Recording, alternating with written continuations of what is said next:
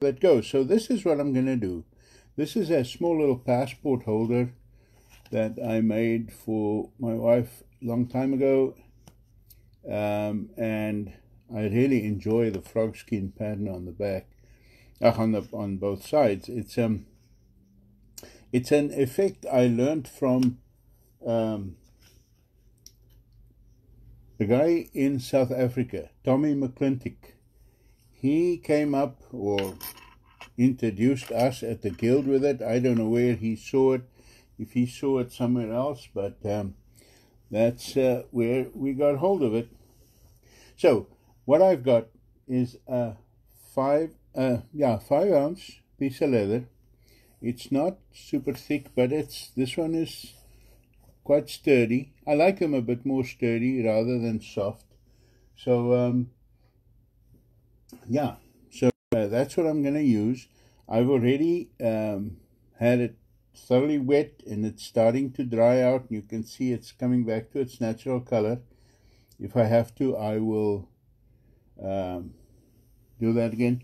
I have two shapes here. One is that shape, and the other one is the circle, and when it's used it looks like that. So those are the two that is here. I have gotten those shapes by tracing one of these templates that I have that's out of a hard cardboard thing, and those are what I used for the templates to get the basic shape on the outline. I then cut the outline with a swivel knife, and that's where I'm later going to cut with a very sharp knife. So that's my outer edge, if I can put it that way. And then so this is kind of almost ready. You'll see that I then used these guys to mark the edge of a bit inside the outline. I like to not go right up to the edge with any pattern or anything like that. So I pre-mark a line there beforehand, and then I go from there. Now let me get a mallet and we can start. So I've got 3 cedars here that I work with. They are 3 different sizes. They probably won't.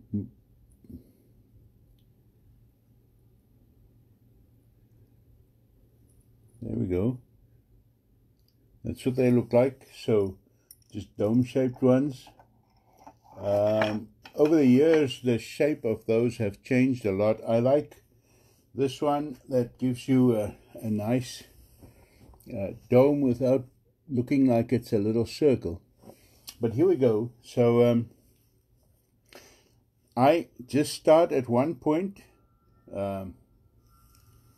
Hopefully the light will work with us.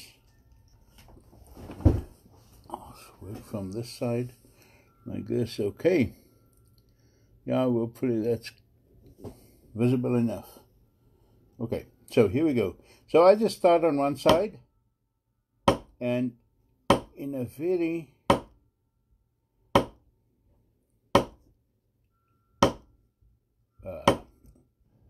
unorganized pattern,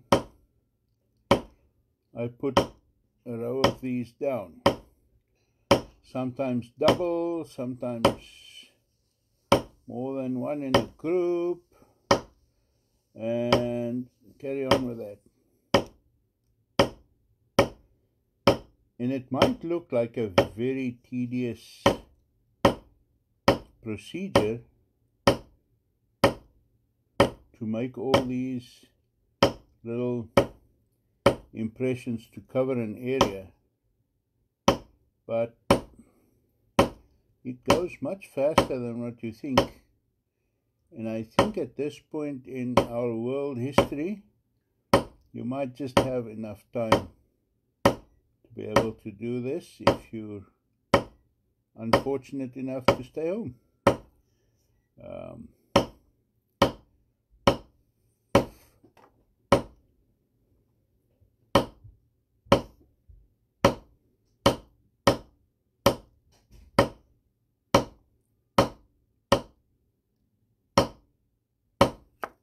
Alright, there we go. So that is a starting point. I might reverse the direction in which I stamp these away from myself, and the only reason for that is so that I can see where the previous impression was, so I can make the next one.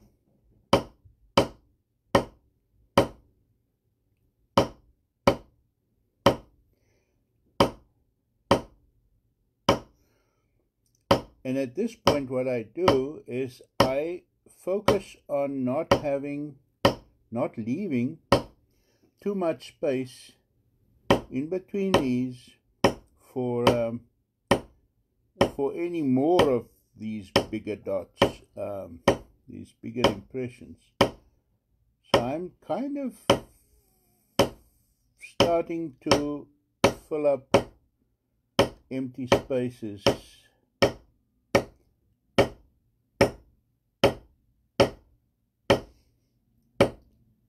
But I am leaving, as you can see around them, space open. Hi, Alan Miller. There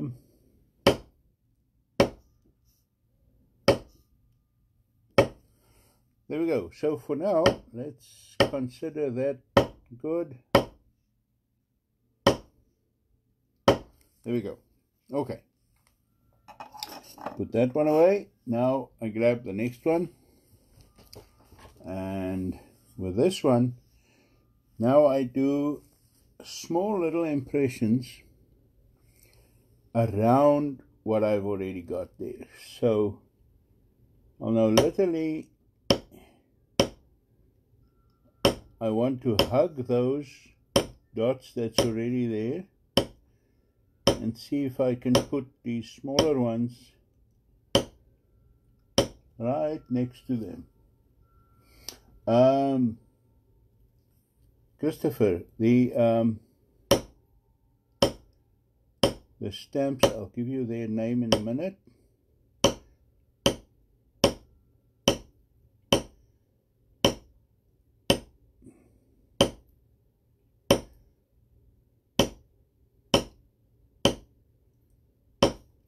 So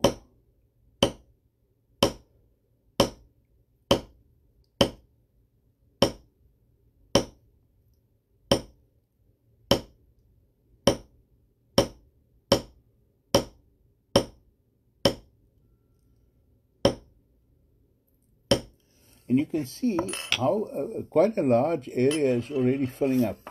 So the first stamp that I used is an S864. S864.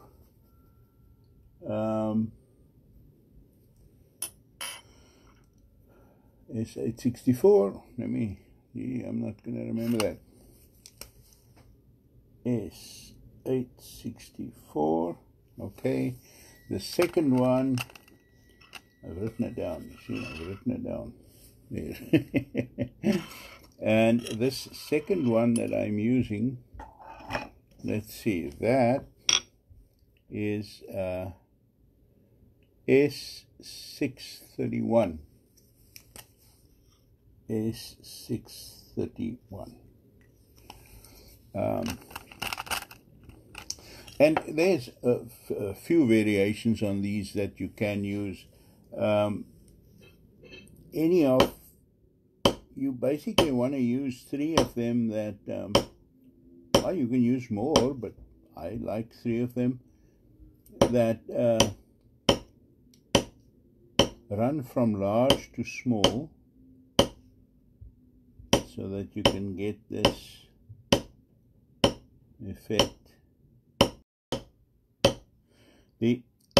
One of the big secrets of this, I think, is for the fact that you work randomly and not in any given pattern.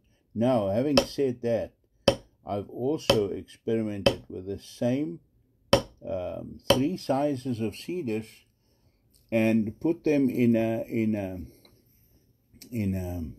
very organized and stylized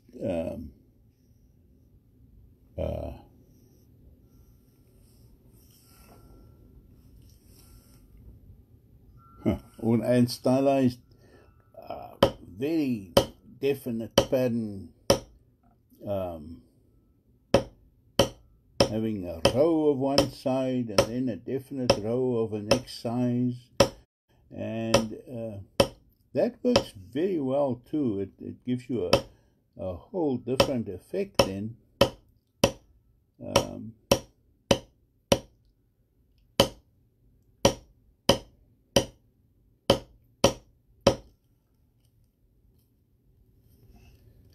So, but one thing I want you to see, and that is going to be clear to us now. Now I hunt for those spots where maybe I can fit more of this size in, like those.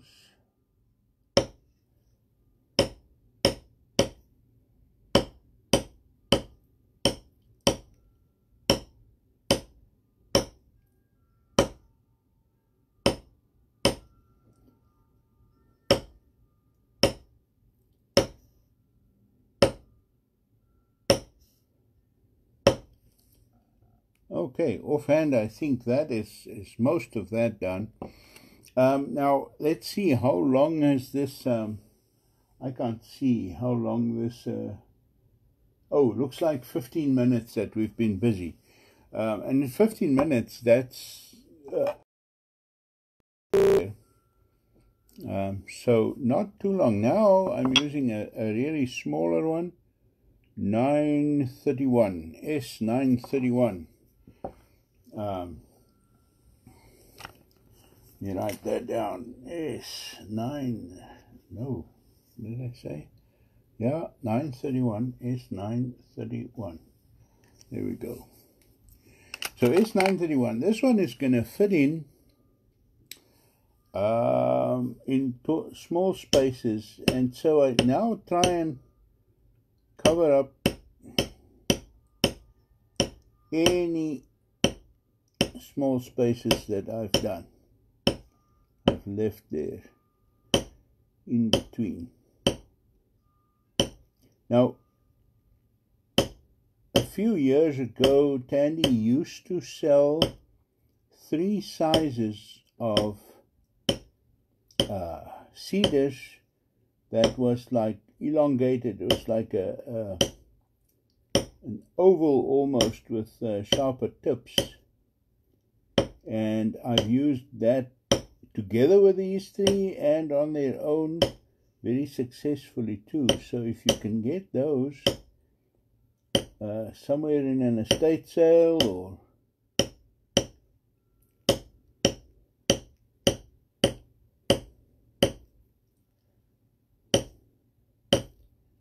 that will be worth it too. Okay, so okay, here and there is still a gap.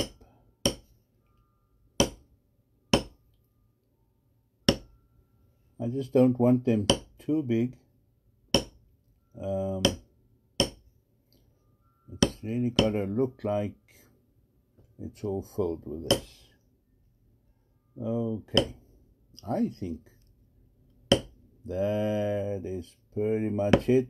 I suppose the more you search, the more you'll still find a small nook and cranny to fit one of these in.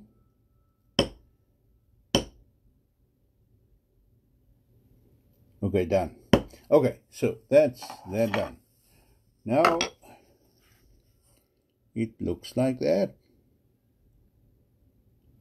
And here's what I found to be a really nice secret. I know this could seem a bit dumb, but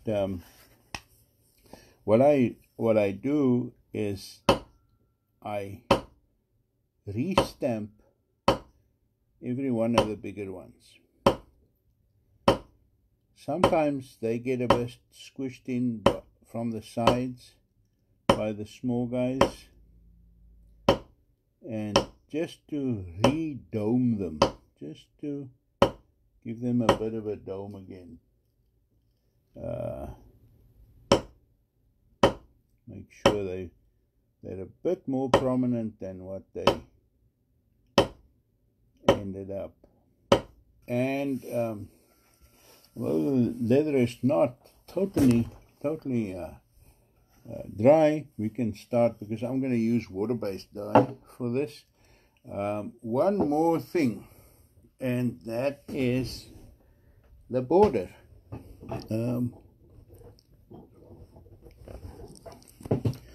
There's lots of borders you can choose, but I'll do another very old standby favorite of mine, and that is camouflage tool. So let's pick this one. Not too big, not too large. In this case, this is a C431, one of the old basics that came in every starter set. Now, and what I do with this, just to help out for people, there's an inner curve there. I put the top of that inner curve on the line, the border line that I did at first, so that this stamps into the background. It covers up the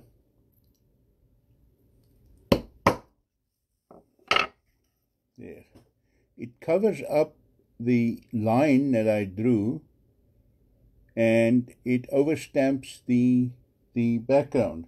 In that way, it just rounds off things very nicely, and it doesn't take very long. I put the previous,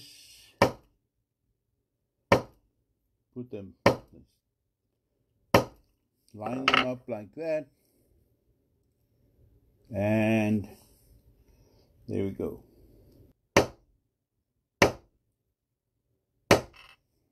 There we go. Not too bad at all. Okay.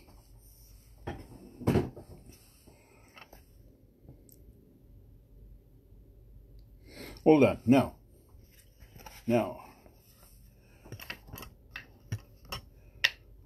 show you what I do. I'm gonna play around a bit with two colors, yellow and red, on that. The leather is quite darkly oxidized, brown already, but I'm going to see what the yellow and red does to it.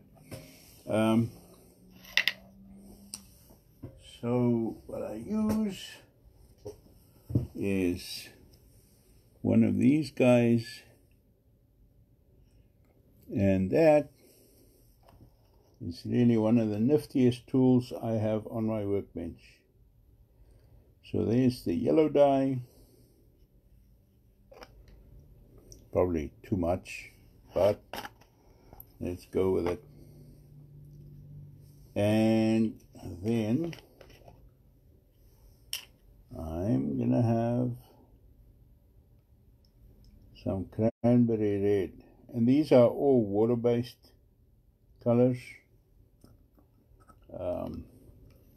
EcoFlow water-based dye, fairly older guys. I think the label has since changed, but these are still in my arsenal and they work well. Okay. The other thing that I find handy to have is a glass jar that I will open up when I do dyeing and coloring, so that I can wash all these things out. And there we go.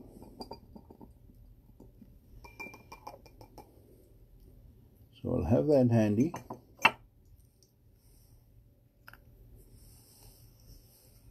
Okay, I'm going to first give almost a base coat here of yellow, of the yellow dye. So, and then I'm going to add highlights of red.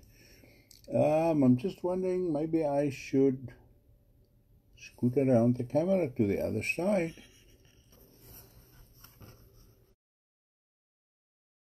Okay, there we go. It's still in public eye. So this is just the yellow dye, and you'll see that I am deliberately kind of staying away from the very edge. And the reason for that at this point is that I want to purposefully do the edges in a darker red version. So I'm first going to make sure all of this is nice and very yellow. And of course at this point you can see I don't know where exactly that's going to go.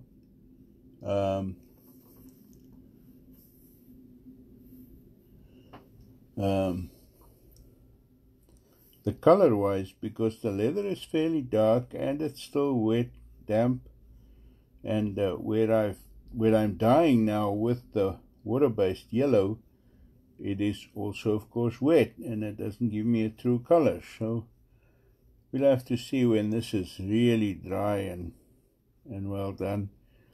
Probably not on this video, but I'll make sure that I post a picture of this when it is done.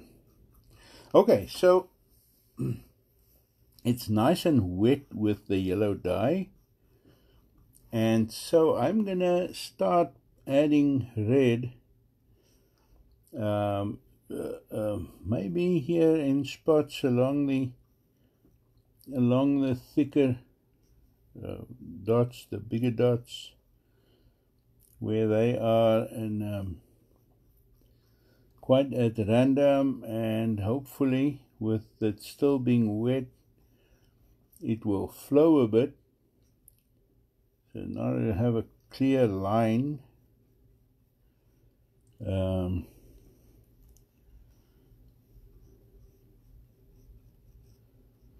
we go. Yeah, I poured out much too much dye, but that's fine.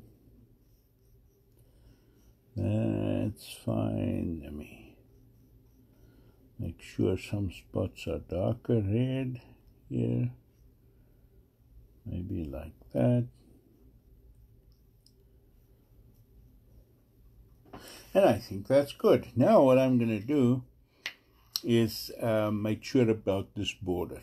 So I do want the border, as I said, a bit darker red. So this is how I do it. I don't go right with a brush tip, not right into, except into those little tips there, but otherwise I stay a little bit away to give the dye time to run down those little slots and not creep up the wall of the border, because that can happen with the water-based dyes if your brush is loaded too much.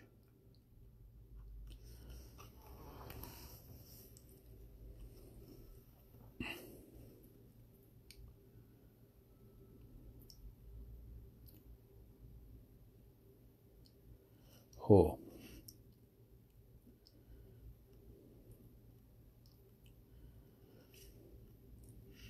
Now, there is so much variation that you can do on this. It is one of the backgrounds that really works very nicely with green, you know, like a true frog would be maybe, and whatever those do. So it's totally up to you. You can see it as a kind of a frog skin. You can see it as the hide that you get off the belly of the little yellow and red dinosaurs that ran around Minnesota here, you know.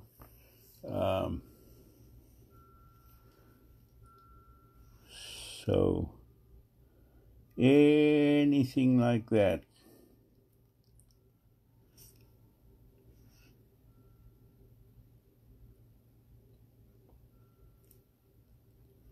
And I'm reaching the end here.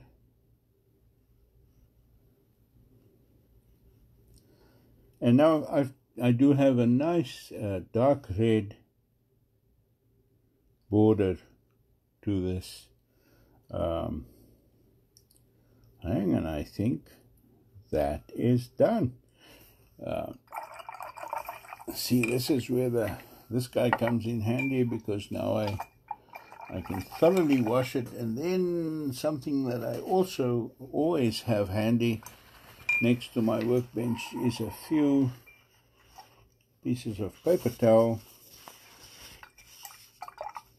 and I immediately clean as much of that dye out of there.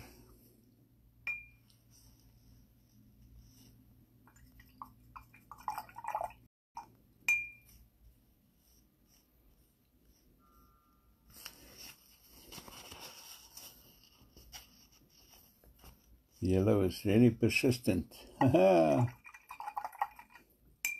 will, there we go. Now, there's so little dye left there that I dye with any other color, you won't see it. So, there we go. That one's done.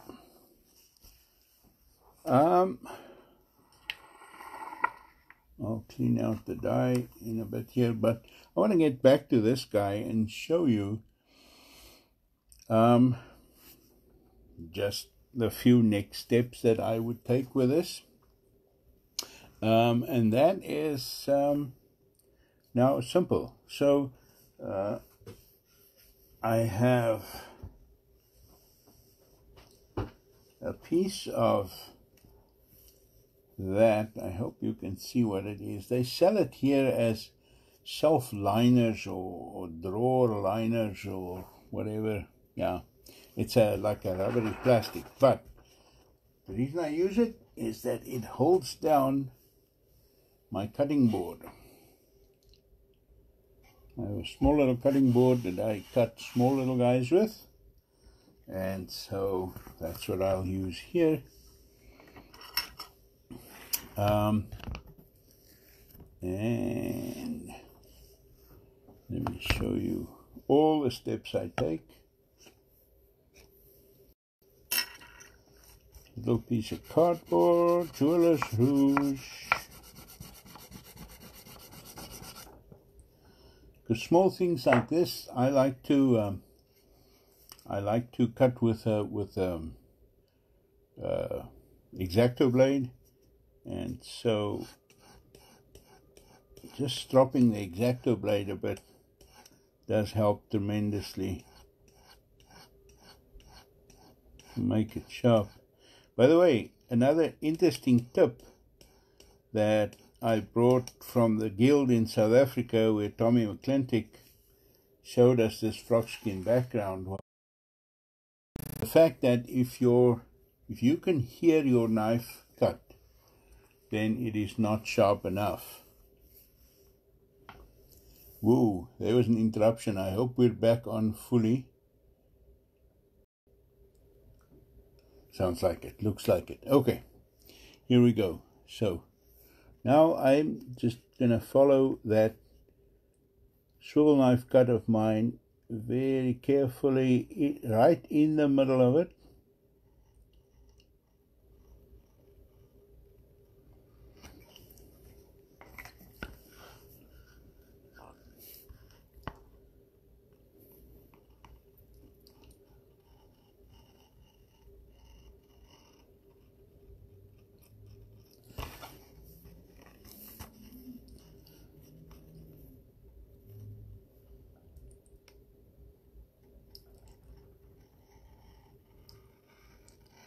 Now, what I did here by cutting the outline with a swivel knife first, and now cutting it free with a sharp blade, is a very effective method of getting a nice edge when your leather is too thin to use an edge beveler. In this case, it is not. This leather is 5-ounce leather, so it's not too thin to use an edge beveler on. And I'll show you. I always test these things. See, it will make a nice edge. So I can do that, but I'm done with the cutting board. So I can do the edge here.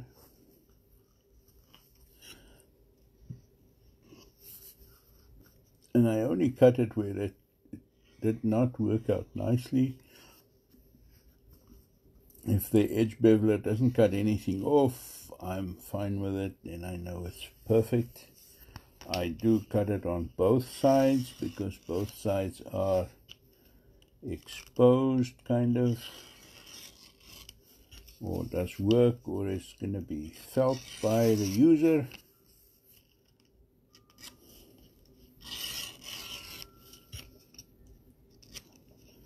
There we go. And okay, so now I'm going to leave this up to, well, I'll do this next step. I am not, how shall I put this? I'm not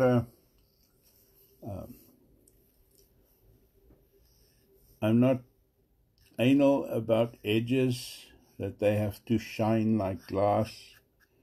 So mostly this is what I do. A little bit of a damp sponge, just get the edge damp, like that. And then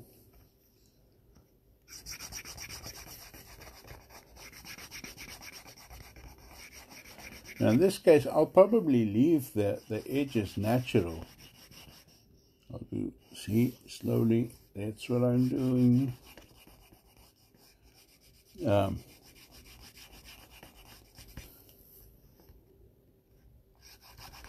can dye the edges, you can use an edge coat on them. All variations that, for me, makes leatherwork so enjoyable. You can do your own variations just as you like. So, there we go. All done. Now, there's only one little mark left on this, right there, a little hole, which indicates where I'm going to put the holes in for the snaps. So, but before I do, because I don't, the tooling has now obliterated that. So what I do, I put my original template on the back, like that. Take maybe a Sharpie with a small tip, just on the back, mark those 2 holes. There, so you can see they are there now, there and down there, and that's where I'll punch the holes to put a snap in, like there, and then I can snap them closed once the cords are in them, like that. That's how the cords go in. Well, I hope you enjoyed this. I'm guessing that this guy will turn out very much pretty close to this original passport holder. I will, once it's dry, I will put needlac on, or whatever conditioner you want to put on. I do like the new needlac a lot. So I hope you enjoyed this. I really hope so, and I hope it helps with new ideas, expand on this, take it a few steps further, and come and put a photograph or two here on Facebook Leathercrafters to show what you've done. That would be so nice to see. It is so much fun.